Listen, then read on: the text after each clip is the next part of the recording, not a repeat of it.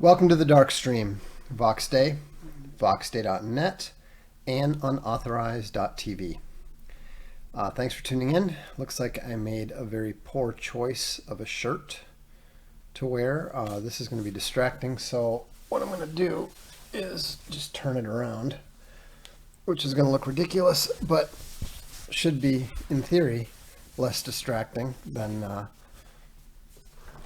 maybe if I hide the...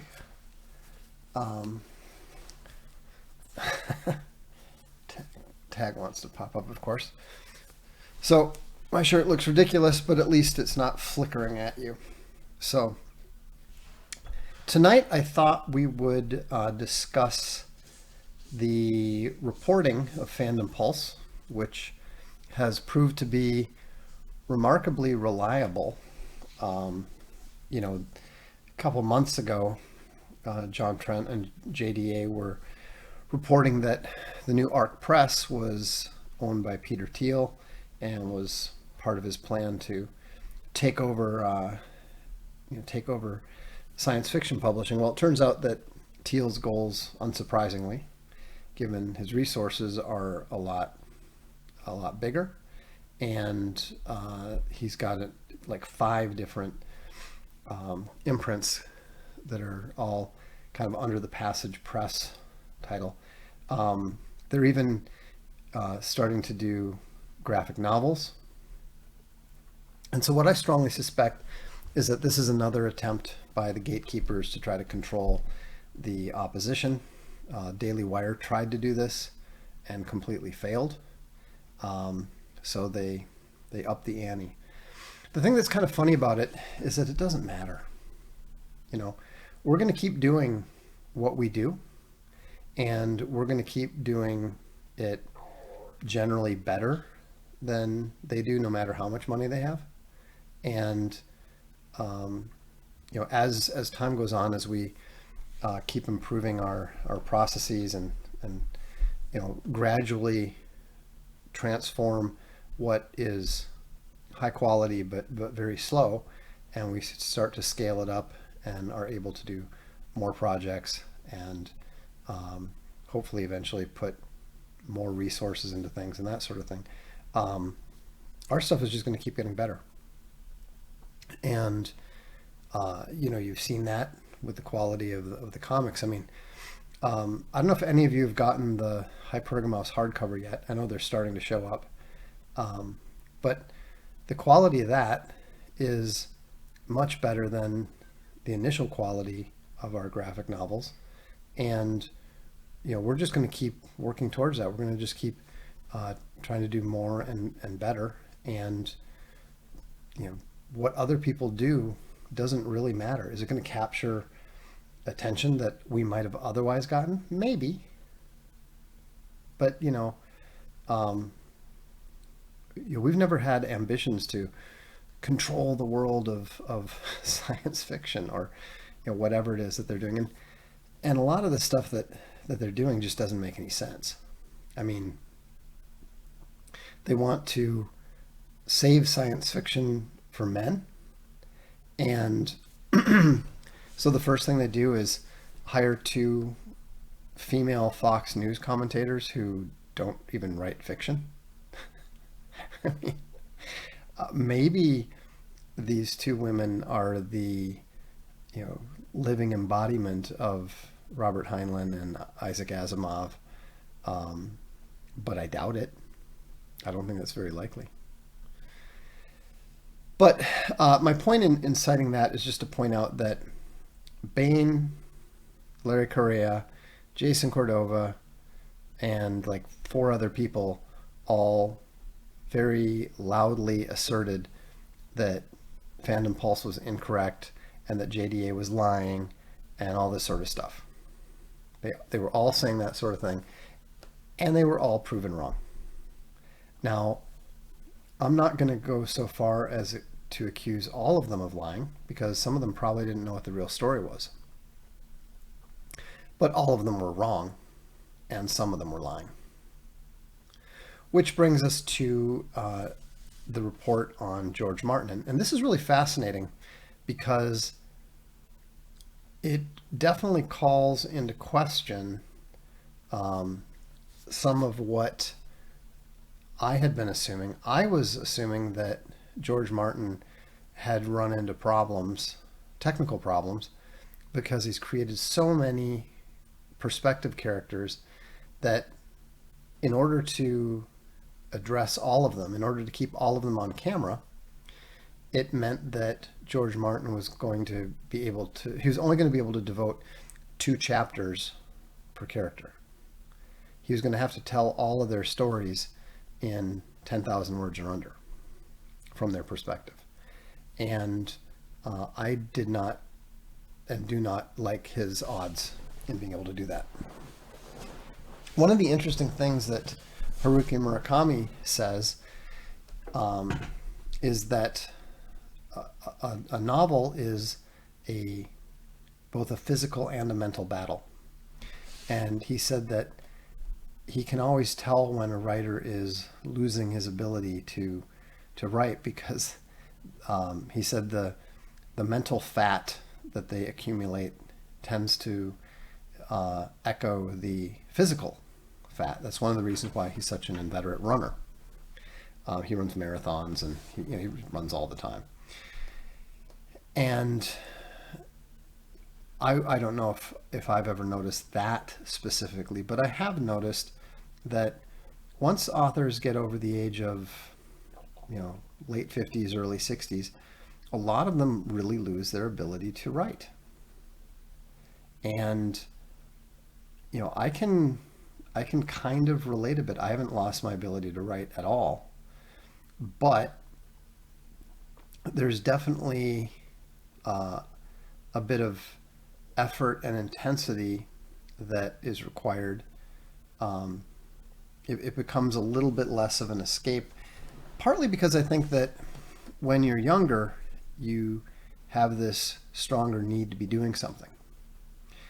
The older you get, the easier it is to just feel comfortable kicking back, relaxing, reading a book, having a glass of wine, etc., etc. There's less impetus to feel the need to get something done. And of course, there's also other things that you can do. I mean, I've done 47, 48 songs that I've released in the past 6 months, something like that. I mean, now obviously, being done mostly with AI allows you to do stuff a lot more quickly. But the point is, there's still, to write the lyrics for all those things, there's still a amount of creative force and focus that has to be mustered. And so, but the older you get, the harder it is. I was really frustrated trying to work with some of my old bandmates the last couple of years, because back in the day we would get a song done every 2 weeks. There was this driving need to get stuff done, and at some point in time that just goes away. As you mature, as you have more serious responsibilities and that sort of thing. And then as you get even older, then even the ability to be creative departs a lot of people. Not everybody. I mean, if you look at Christopher Hallpike, he was writing very well at the age of 83. I hope I'll be able to do that, when I get to that age. And so Cactus Eater Bear says, unless you're John Bradley. Yeah, John he just cranks stuff out fast. In fact, we finished a original song that I wrote. It's a Soul Sigma song, and it's being mixed right now by the engineer, and so I'll be sending that out to the backers, and then I've also got an AI version that I'll probably release to Spotify, et cetera, et cetera. I think we'll keep the organic one just for the backers. Speaking of which, that reminds me, before we go on, is there anybody if you're a Soul Sigma backer or anything, you've already got all the songs digitally, right? But would anyone be interested in a actual CD of it? Because what I was thinking of doing, if people were interested, was maybe get some CDs made, send them out to the backers, all the backers who are over a certain amount, and then probably either the $25 or the $50 level, and then if people wanted to, if non-backers wanted to buy them, then we could put them on the store or something. I don't know if that's of any interest, but if it is, let me know. The Taryn's one of my more enthusiastic backers, I have to say.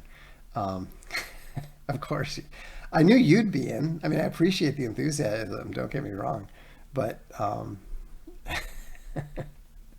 anyhow, I'm looking into that, and it's very doable. I was really kind of more looking into it for Vibe Patrol, and because we're kind of getting close to the point that I'll have enough songs for a full album there. And then I thought, if I'm going to do it for Vibe Patrol, I really should do it for the Only Skull. Doc Love says, yes, it can go alongside my Psychosonic disc. Yeah, I even looked into the possibility of doing an LP, but they're more expensive. You have to do larger numbers, and based on the fact that I think we had 29 or 42 backers or whatever it was, I don't think we can justify doing the LP. I wouldn't even have a way to play it myself. So, but the CD, I think we can arrange to do that. Anyhow, back to Martin. So he's well past the age where a lot of authors start losing their fastball. So my assumption was that, it's been 13 years, yeah, but he just hasn't been able to pull the thing together and finish it properly. That's credible. It's believable. It took me 7 years to finish A Sea of Skulls, which is the same size, maybe a little smaller. But then this report comes out, and let's actually read it. I've got it on the blog. Oops, let's turn this off. Sorry about that. I forgot to turn it off last night. Here we go. So, a publishing industry insider has told Phantom Pulse The Winds of Winter was finished and turned in back in 2016. That's 9 years ago. Epic fantasy fans have all but given up on getting the end of A Song of Ice and Fire, George R.R. Martin's epic, which sprawled out of control with too many perspective characters, where the author wrote himself into a corner.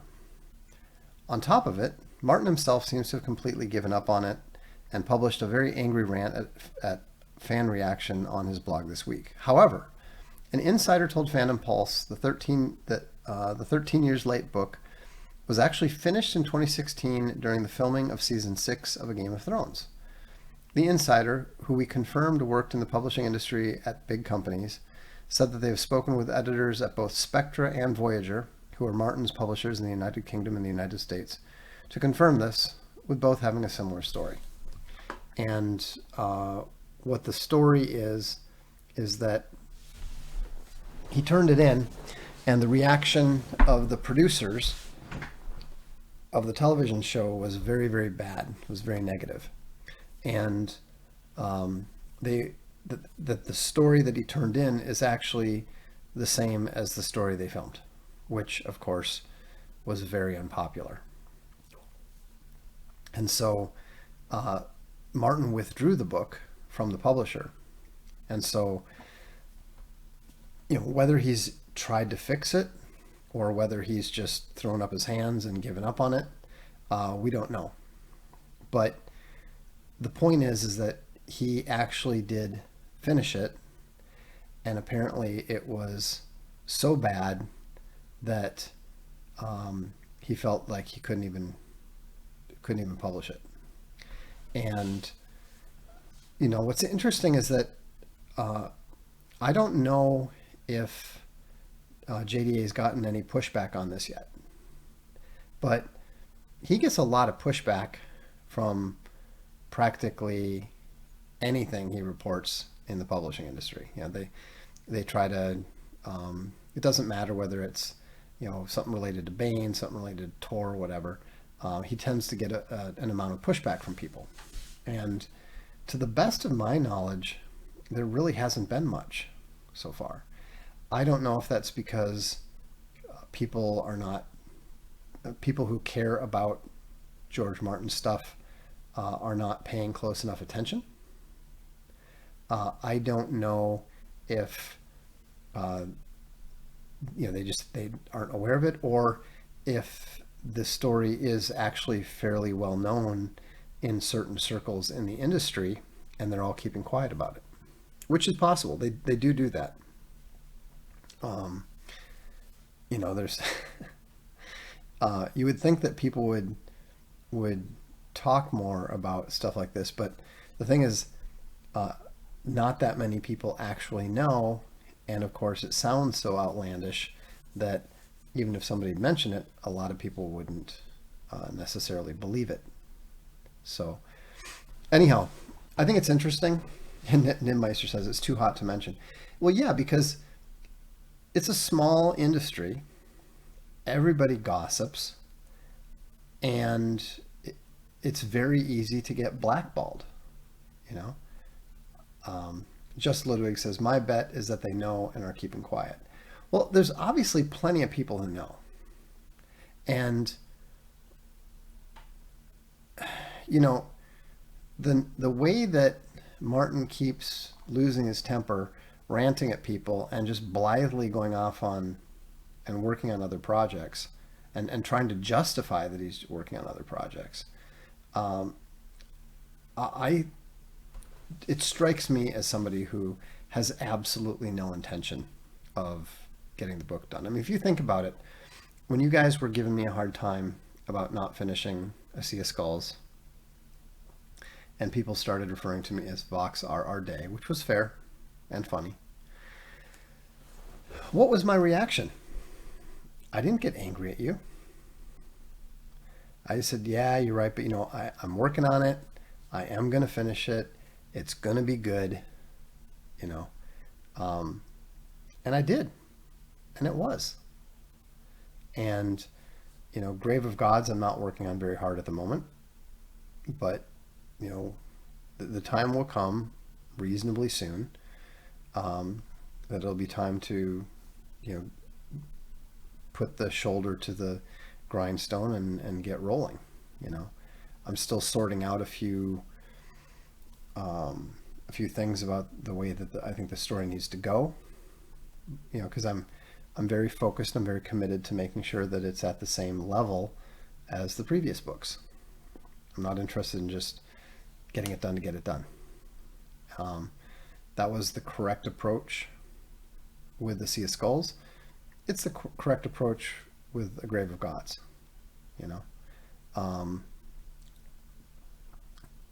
I did ask people, mostly just to take the temperature, not because I was seriously thinking about it, but I did ask people, like, do you want me to get it done quickly and use AI to do so? Everybody's like, no. Fine. I didn't really like the idea of using a different approach to a book in the same series. I have no problem whatsoever with using AI and writing with AI, that. But I prefer to keep it's just like if you're mixing an album, you want all the songs to be mixed to the same standard by the engineer. And even if the book with AI was good, it would probably have a different feel, a different flavor to it than the stuff that's just purely organic. And so I think it's best to take the time, do it right. I'm not that old, I've got plenty of time to get it done while I'm still at my peak, and that's the goal. I mean, to be honest, having the AI option there to do other stuff is very, very comforting, because it means that I can get other ideas that I want to get to and write about.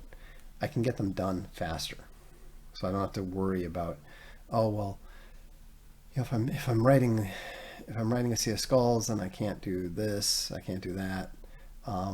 Now there's not really, I can take as long as I need to get a Grave of Gods done, and still explore the other opportunities using AI to speed up that process. And in the end, we end up with more books. Everybody wins. But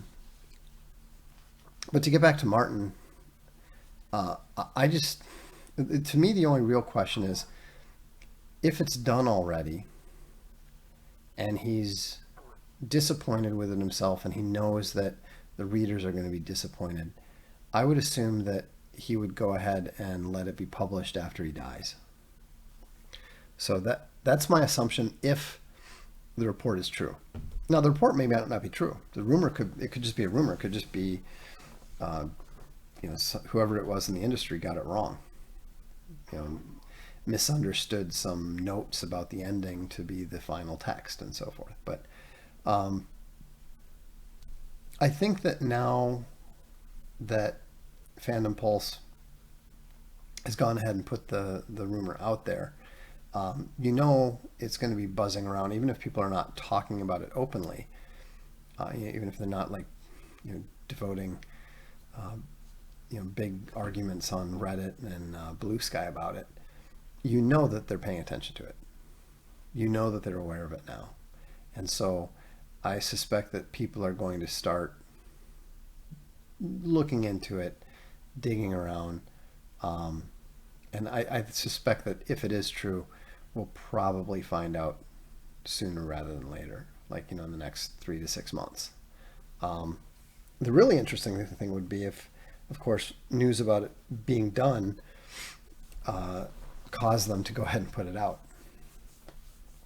So I think that there are some aspects of it that make sense. The one thing that doesn't make sense to me is why the talk about A Dream of Spring. My thought was that was just a red herring that was brought up to distract from the fact that the one book was done already. Who knows? Maybe it's possible that even with the suboptimal ending of Winds of Winter, maybe Martin is hoping to salvage the overall story by adding this additional book to it. There's a number of possibilities, but at the end of the day, if I had to bet on whether the book is done or not, I would assume that the book is not done, that it was not turned in, etc., etc. It may be true. Personally, I think it would explain a number of things if it was done and it was withdrawn. But that's we just don't know. We can't know. But it's fun to speculate. And of course, couldn't happen to a nicer person. As you're probably aware, Martin is not the biggest fan of mine. I think there's a quote about, it was actually in SJWs Always Lie, and I quoted what Martin had to say about me, which it wasn't quite as good, unfortunately, as the Tor editor's quote, which was Vox Day rises all the way to pure evil. It's just too bad Martin didn't come up with that one, but c'est la vie. Anyhow, that's pretty much all I've got for tonight. We have to be a little bit short because I forgot to plug in my battery after last night's Archive Nights. But you probably know that Cosmic Trigger, the Fly Your Free flag mix, was released on Monday. And then for those of you on unauthorized, I also added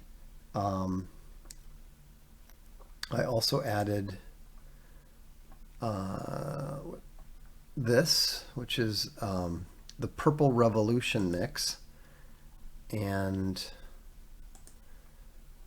that is on unauthorized. Okay, that did not do what I wanted it to do. it went and got rid of my window on the chat. There we go. Anyhow, if you go into Vox Symphonic, you'll see Cosmic Trigger, Purple Revolution mix. I think it's really good. And I sent it to my old Psychosonic bandmate, and his first reaction was that it was absolutely pure Minneapolis 1988. So, which was exactly what I was going for.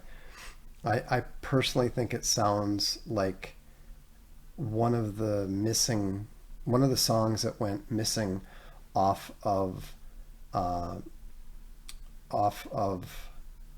of the Times, that was sung by Vanity. Sapien Avenger says, Prince sex swap. Sapien, don't embarrass yourself. That's just sad.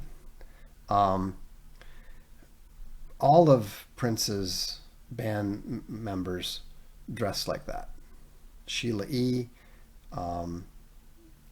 Lisa, Wendy, okay, Des Dickinson didn't really, but and the Doctor, of course, didn't, but and not just Prince's bandmates, but a number of the bands like the Family and stuff. Anyhow,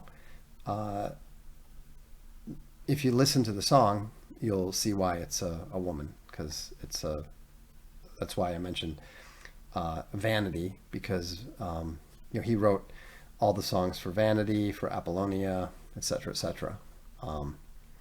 So a lot of people don't realize how massively prolific he was, and so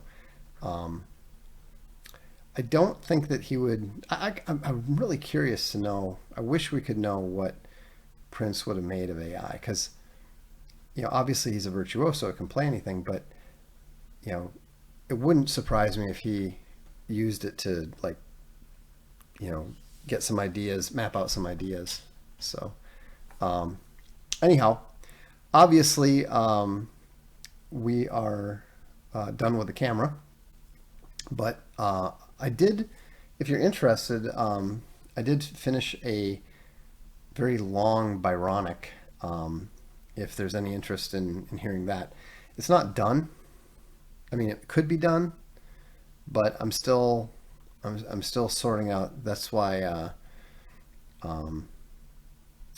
but maybe it's too soon for that. The very dark stream. Yeah, okay, here we go. Here's what we're going to do. I'm going to, just because I'm appalled by Sapien Avenger's theory there, I'm going to fire this up. Okay, hang on, I got to turn off that. Okay. So first I'll add the image, and this is Cosmic Trigger. Dead air. I'm still on. We used to think of it as radio. Okay, there we go. So, and this is the, oh, I see. We were dead. I was like, what's going on? I can see that my microphone's picking stuff up, but I obviously had turned it off. Okay, we got sound. So this is the Purple Revolution mix of Cosmic Trigger. And I think you'll understand what I've been talking about when we fire it up. So here we go.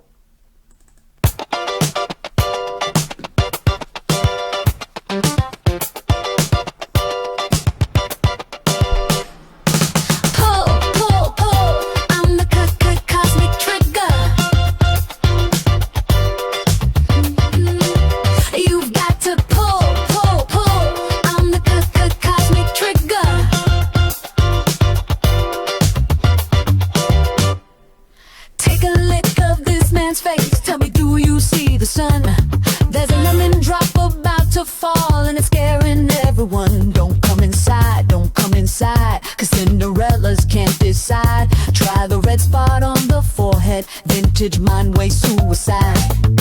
Pull, pull, pull. I'm the cosmic trigger. You've got to pull, pull, pull. I'm the cosmic trigger.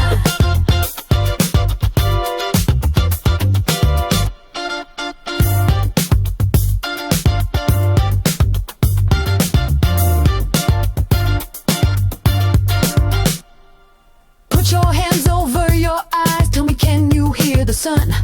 There's a shadow on the umbra and now it's hunting everyone. Don't say her name, don't say her name. You know the heiress is the one to blame. Search the cosmos for the chaos, primal brainwave ultra flame. Pull, pull, pull, I'm the cosmic trigger. You've got to pull, pull, pull. I'm the cosmic trigger.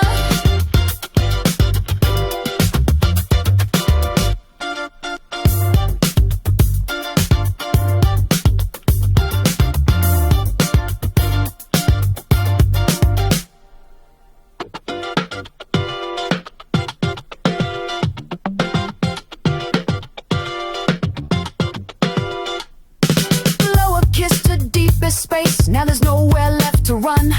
Kundalini's moving to the base, burning like a midnight sun. Don't run away, don't run away. You can fly your freak flag high today. Cinderella's seeking vengeance and she'll be back on Saturday. Pull, pull, pull. I'm the cosmic trigger. You've got to pull, pull, pull. I'm the cosmic trigger.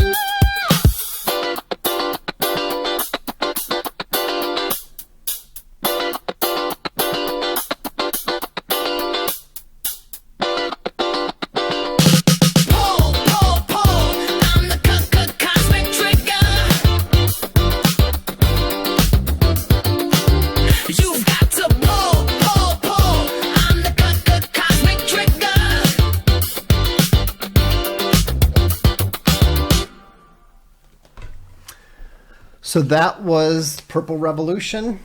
I'm Vox Day. This is the Darkstream. Have a good weekend.